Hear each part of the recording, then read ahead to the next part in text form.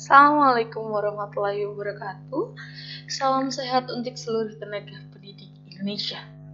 Izinkan saya untuk memperkenalkan diri. Saya Atika Nur Istiqomah, mahasiswi S2 Pendidikan Dasar Universitas Negeri Malang.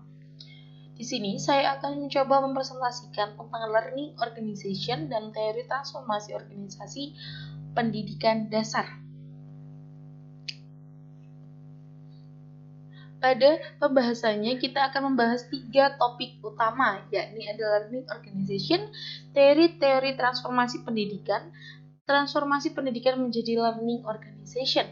Pada topik yang pertama, kita akan membahas 3 komponen. Yang pertama adalah konsep dasar learning organization itu sendiri, tujuan adanya learning organization, dan ketiga adalah fungsi learning organization. Baik, yang pertama adalah pengertian organisasi belajar menurut Singret tahun 2012. Yang dimana pengertian presentasi belajar menurut ini menempatkan organisasi sebagai suatu wadah untuk dijadikan proses belajar yang berkelanjutan.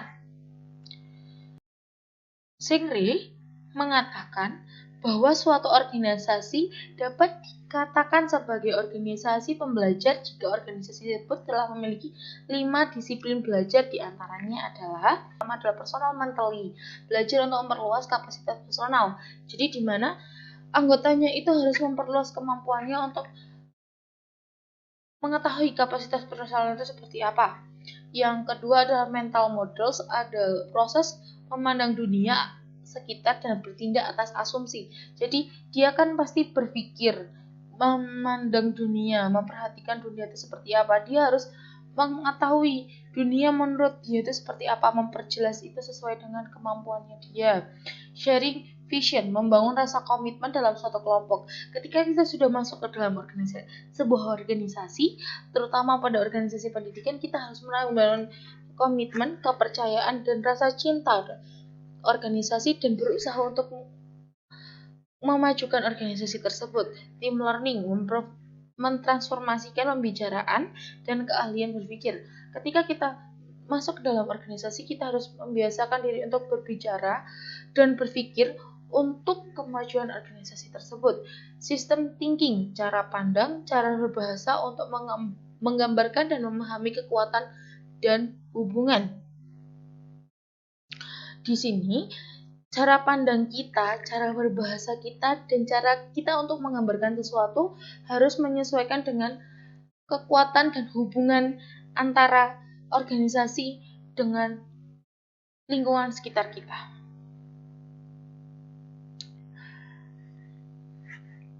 Baik, fungsi organisasi. Fungsi penting pembangunan organisasi pembelajaran ini adalah bahwa organisasi mampu menghadapi tantangan pembaharuan dalam segala aspek lingkungan, kehidupan, dan menyesuaikan diri dengan perubahan. Dalam hal ini, fungsi learning organization ini ada 13.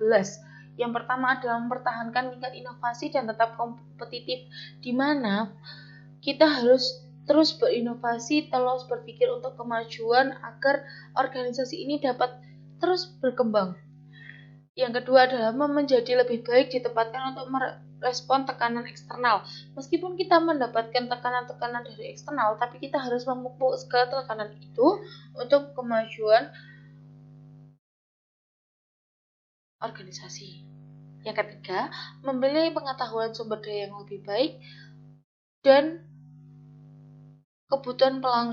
mengetahui kebutuhan pelanggan. Jadi kita harus mencari tahu apa sih kebutuhan pelanggan kita, mengetahui bagaimana sih apa yang dibutuhkan mereka. Maka dari itu kita harus menyesuaikan dengan kebutuhan mereka dengan keadaan di organisasi. Yang ketiga, yang keempat, meningkatkan kualitas output di semua tingkatan. Jadi ketika kita sudah mengetahui kapasitas atau dan juga kebutuhan pelanggan di sekitar, kita harus menunjukkan output yang baik agar para pelanggan juga mengetahui, feedback, dalam organisasi ini memunculkan hasil-hasil yang terbaik seperti ini, dan mereka akan tertarik untuk datang dan menjadi anggota atau mempercayakan diri kepada organisasi belajar kita. Meningkatkan citra perusahaan dengan menjadi lebih baik dan orang berorientasi. Meningkatkan capaian perubahan dalam organisasi, kemampuan untuk beradaptasi dan antisipasi. Pada kemampuan beradaptasi dan berantisipasi ini, kita harus mudah menyesuaikan diri dan harus mudah beradaptasi. Jadi meskipun ada perubahan-perubahan yang signifikan, kita harus tahu bagaimana caranya kita beradaptasi dan menyesuaikan diri. Tapi kita juga harus mengantisipasi. Jika pada poin ini meleset, berarti kita harus mempunyai cabang A, B, C, dan D. Begitu. Pertumbuhan perkembangan produk dan inovasi proses. Dalam perkembangan produknya kita juga harus berinovasi agar tidak terkontrol dan melakukan perubahan, produktivitas lebih tinggi dan keuntungan finansial. Jadi kita harus melihat produktivitasnya seperti apa dan keuntungannya seperti apa. Jika terlalu banyak produktivitas tapi tidak menghasilkan keuntungan, sepertinya hal itu tidak memungkinkan dan seharusnya kita evaluasi dan kita melakukannya disesuaikan. Kepuasan kerja yang lebih tinggi. Kita harus memupuk kemampuan kerja yang lebih tinggi pada anggota-anggota, meningkatkannya berkelanjutan. Jadi peningkatan yang sudah kita capai itu harus berkelanjutan, pembelajaran lebih cepat dan lebih baik. Pembelajaran itu harus disesuaikan dengan pembaharuan dan harus lebih baik daripada sebelum-sebelumnya. Dan yang terakhir adalah menembus batas. Pada pembahasan ini, penembusan batas adalah jika titik poin kita atau keterbatasan kita pada titik A, kita harus mampu berusaha untuk maju ke dalam titik-titik selanjutnya. Seperti itu. Selanjutnya adalah teori-teori transformasi pendidikan dasar. Dalam topik ini kita akan membahas dua komponen, yaitu konsep dasar teori transformasi dan teori-teori transformasi. Yang pertama adalah konsep dasar transformasi. Fungsi penting pembangun dengan transformasi organisasi dapat menyusun strategi organisasi yang lebih proaktif dalam menghadapi perubahan dan mengurangi perilaku reaktif. Dalam demikian, organisasi dihadapkan mampu meramalkan perubahan atau tuntutan sehingga organisasi dapat lebih cepat mempersiapkan struktur sistem proses dan mengembangkan SDM itu sendiri.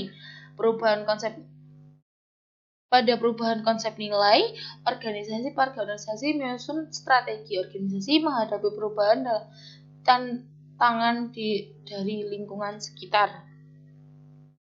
Teori transformasi organisasi pendidikan dasar. Pada teori-teori transformasi pendidikan dasar ini disajikan beberapa penjabaran dari para ahli. Yang pertama adalah Marzano, McNulty, dan Warnes dalam Hadi mengklasifikasikan perubahan organisasi menjadi dua jenis, yakni perubahan orde pertama dan orde kedua. Pada perubahan orde pertamanya bersifat inkremental dan pada orde keduanya adalah perubahan mendalam dan melibatkan penyimpanan secara dramatis. Menurut Segera 2012, prinsip dalam organisasi dapat mendorong terjadinya transformasi organisasi yang bertujuan untuk meningkatkan informasi dan meningkatkan pengetahuan dengan visi organisasi. Yang terakhir adalah teori transformasi menurut Geulit dan Kelly pada tahun 1995. Model transformasi organisasi ini dieksplorasi menjadi pendekatan tersebut menjadi 4 kategori yang disebut 4R atau 4R, yakni dimensi reframing menentukan arah organisasi, strategi melakukan restrukturisasi, sistem revitalisasi organisasi, dan strategi sistem pembaharuan organisasi atau renewal system. Pada transformasi organisasi pendidikan menjadi learning organization, perwujudan transformasi pendidikan menjadi LO atau learning organization bertujuan untuk mewujudkan sekolah sebagai organisasi pembelajar, maka guru sebagai tokoh utama sekolah perlu mengembangkan dirinya menjadi guru pembelajar. Di mana guru pembelajar itu adalah guru-guru yang mampu menguasai diri, mampu mengembangkan kemampuan dirinya untuk menjadi guru yang profesional. Terima kasih. Mohon maaf jika presentasi saya kurang baik dan mohon maaf jika penjelasan saya kurang maksimal. Terima kasih sudah mendengarkan. Salam sehat untuk seluruh pendidik Indonesia. Wassalamualaikum warahmatullahi wabarakatuh.